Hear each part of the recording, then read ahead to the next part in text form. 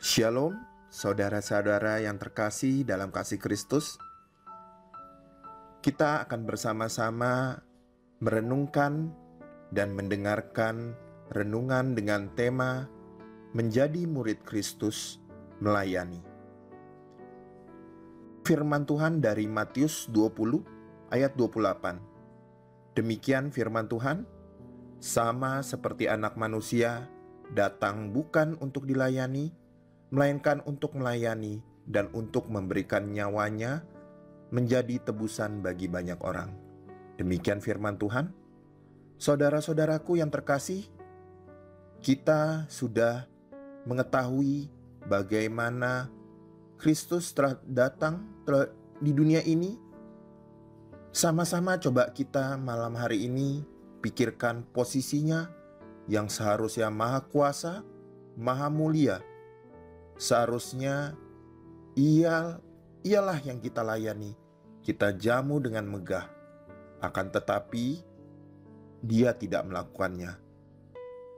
Kristus justru datang untuk melakukan pelayanan kepada kita, umat manusia.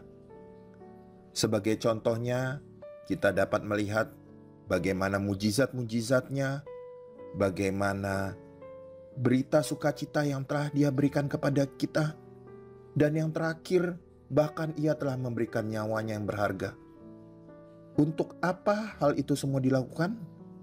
Semua dilakukan untuk kita manusia berdosa, bukan untuk kepentingannya semata.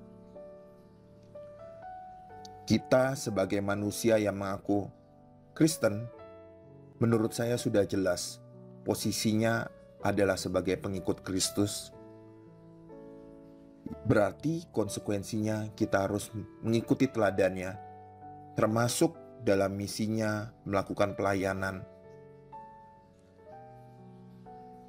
Dilayani itu, saya masuk dalam dilayani dahulu. Dilayani itu pasti enak. Dilayani itu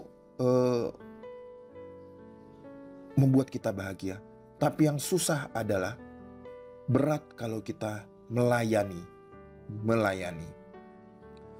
Kalau kita melayani, berarti kita harus merendahkan hati dan berfokus pada Tuhan. Jangan sampai di hati kecil kita ada dendam atau mungkin kebusukan. Apabila itu terjadi, ingatlah sosok Kristus yang telah melakukan pelayanan begitu besar pada kita, manusia berdosa. Ya, harusnya kita tidak layak, tapi Dia melakukannya. Menurut saya sudah sewajarnya lah kita masuk ke dalam dimensi yang tidak hanya meminta dan berharap saja, tapi kita juga mampu memberikan apa yang kita bisa agar namanya semakin terdengar dan kita mau melakukan pelayanan dalam bentuk apapun. Asalkan kita ingat tujuannya adalah untuk Kristus. Di mana saja bisa kita lakukan, hal itu tidak terbatas menurut saya. Kita bisa melakukan pelayanan dimanapun, di keluarga kita, di lingkungan kita, sekitar rumah, di gereja, ataupun di pekerjaan kita. Mari, sudah sewajarnya kita berfokus untuk kemuliaan nama Tuhan. Dan silahkan renungkan kembali, sudah cukupkah pelayanan kita masing-masing?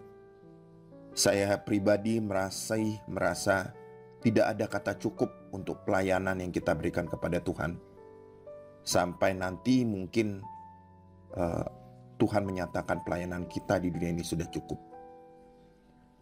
Kiranya Tuhan Yesus selalu ada dalam pelayanan kita sebagai murid-Nya. Amin.